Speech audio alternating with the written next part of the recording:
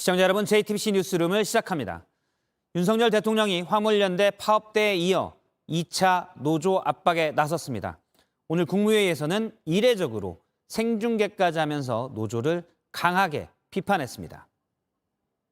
강성 기득권 노조가 금품 요구, 채용 강요, 공사 방해와 같은 불법 행위를 공공연하게 자행하고 있습니다. 폭력과 불법을 보고서도 이를 방치한다면 국가라고 할 수 없습니다.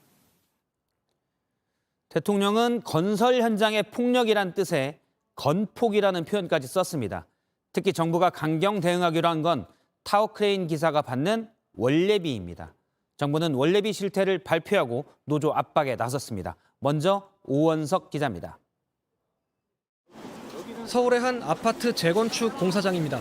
이 현장에선 타워크레인 3대를 운영 중인데 임금 외에 원래비 명목으로 1,600만 원 정도가 나갑니다.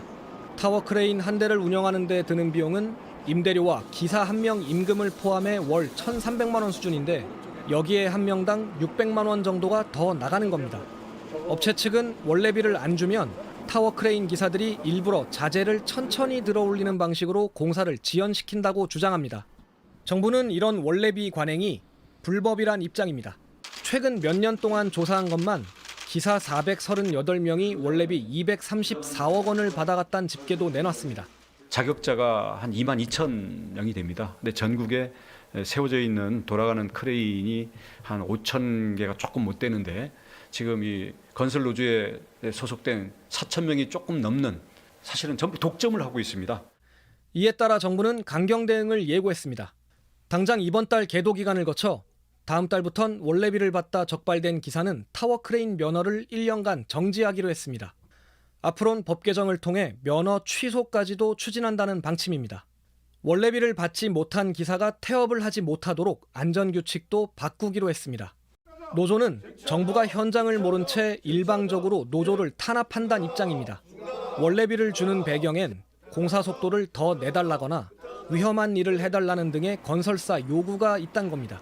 원래비라는 게 건설 업계에서 동사기간 단축을 위한 금액이다 보니까 이해관계에 따라서 꽤 오래전부터 발생돼 왔던 것인데 부당한 탄압이라고만 저희는 볼 수밖에 없거든요. JTBC 오원석입니다. 네, 정부의 2차 노조 압박 좀 더 짚어보겠습니다. 경제산업부 정원석 기자 그리고 정치부의 최수연 기자가 스튜디오에 나와 있습니다. 먼저 정원석 기자에게 좀 물어볼게요. 원래비는 그러니까 건설업체가 현장에 있는 타워크레인 기사에게 원래비니까 매달 얼마씩 주는 거죠? 네, 통상 기사들은 타워크레인 회사에 소속이 돼 있습니다. 그러니까 월급을 타워크레인 임대 회사로부터 받는 건데요. 그런데 파견을 나가는 건설 현장에선 또 건설사 등으로부터도 돈을 받습니다. 예. 이렇게 기사들에게 돈을 직접 건네는 게 관행이라고 하는데 이거를 통칭해서 원래비라고 합니다. 보통 한 달에 얼마 정도를 주는 건가요? 통상적으로는 3,400만 원 정도를 주는 게 일반적인 관행이라고 합니다. 적지는 않은 것 같은데 예. 그런데 성격을 놓고서 건설업체는 이건 우리가 갈취당한 거다. 네. 또 타워크레인 기사들은 아니다, 임금이다 이렇게 주장하고 있다고요? 맞습니다. 먼저 건설사 입장에서 원래비를 주지 않으면은 태업이나 작업 거부 등으로 공사가 늦어질 수 있기 때문에 울며 겨자 먹기로 지금까지 원래비를 유지해왔다는 입장입니다. 반면 타워크레인 기사들은 억울하다면서 지금 정부가 여론몰이를 하고 있다고 주장하는데요. 예. 왜냐하면 입찰 당시부터 원래비를 포함해서 견적을 내는 관행이 오래됐기 때문에 사실상 임금의 성격이라는 겁니다. 건설업체 측에서 가외로 위험한 일을 요구하면서 원래비를 대가로 먼저 제시하는 경우도 있다고 하고요. 사실상 임금이라면 원래 계약할 때부터 반영이 됐다는 건 예를 들어서 지금 450만 원을 만약 받는다. 네. 그러면 아니 한 550은 줘야 돼요라고 할 때 원래비도 있지 않습니까? 해서 그렇게 된다는 건가요? 가령 그렇다는 겁니다. 그러니까 직접 고용 관계가 아니기 때문에 이렇게 명시적인 계약이 있는 것은 아닌데 이제 암묵적으로 예. 암묵적으로 반영이 되었다. 반영이 돼 왔다는 겁니다. 입찰 당시부터. 법원에서 이 원래비 성격이 무엇인지 여기에 대한 판단이 최근에 있지 않았습니까? 네, 광주지방법원이랑 고등법원에서 2심까지 판단이 나왔습니다. 예. 한 건설 하도급 업체가 타워크레인 기사 16명을 상대로 그간 준 원래비 6억 5천만 원을 되돌려달라 이렇게 소송을 낸 건데요. 일단 기사들이 2심까지는 전부 승소했습니다. 1심에선 원래비는 법적 근거가 없고 잘못된 관행이다 이렇게 판단을 내리면서도 다만 건설업체도 이해관계가 맞아서 공기를 앞당기기 위해서 준 거니까 지금에 와서 되돌려달라고 할 수는 없는 거다 이렇게 판단을 했는데요. 예. 이번에 나온 2심은 1심과는 또 조금 다릅니다. 아예 원래비를 일종의 임금이라고 봐야 한다고 판시를 했습니다. 묵시적인 계약이 있었고 이러한 관행이 수십 년간 지속이 돼 왔기 때문에 사실상 근로의 대가인 임금에 해당한다고 봤습니다. 예, 물론 잘못된 관행이다 원래비가 이런 1심 판단도 간과해서는 안 될 부분입니다만 2심에서는 임금도 포함이 돼 있다라고 판단했기 때문에 대법원 판단도 좀 봐야 될 것 같습니다. 예, 그러면은 정치부 최수연 기자에게도 몇 가지를 좀 더 물어보겠습니다. 윤 대통령이 오늘 건폭이라는 용어까지 썼습니다. 노조와 상당히 강하게 각을 세우는 건데 따로 배경이 있습니까? 우선 명분은 법과 원칙입니다. 노조의 운영에 세금이 지원되기 때문에 그만큼 투명하게 운영되어야 한다는 겁니다. 다만 노조의 압박과 대통령의 지지율 사이의 상관관계를 살펴볼 필요가 있습니다. 예. 실제로 지난해 말에 화물연대 파업 당시에 윤석열 대통령이 상당히 강경하게 대응을 했는데 이후 지지율이 올랐습니다. 또 당시의 긍정평가의 이유로 노조 대응이란 항목이 가장 높게 나오기도 했습니다. 그러니까 정부 여당 또 대통령이 노조를 때릴수록 긍정평가, 여론이 좋아졌으니 더 때리고 있다. 이런 분석인가요?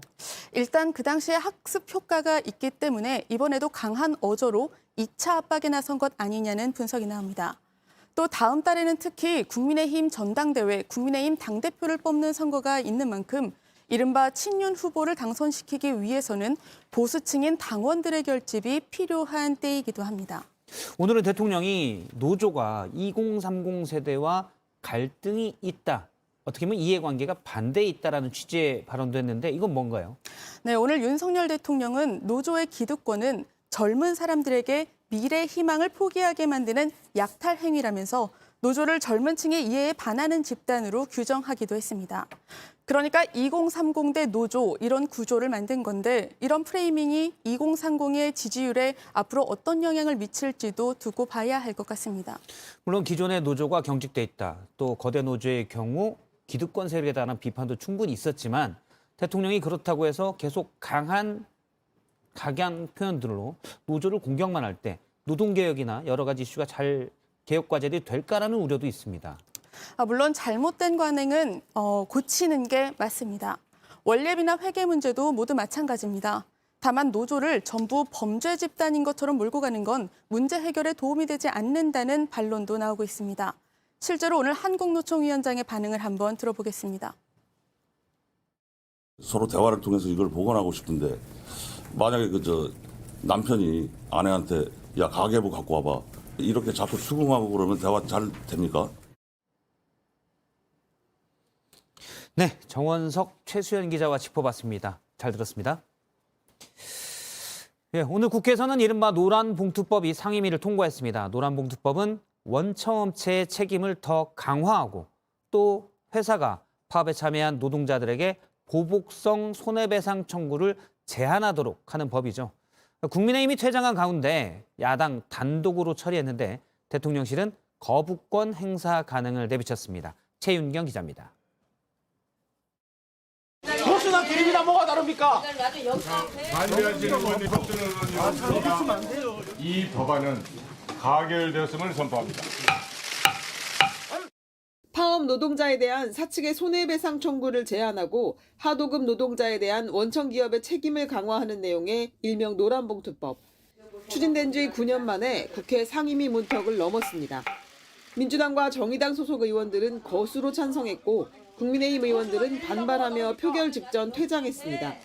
산업 현장에서 노사 갈등을 부추기고 불법 파업을 조장하여 청년들의 일자리를 빼앗는 악법입니다. 평생을 불법 집단이라는 주홍 글씨에 살았던 쌍용차 노동자들의 비극도 다시는 되풀이되지 않을 것입니다.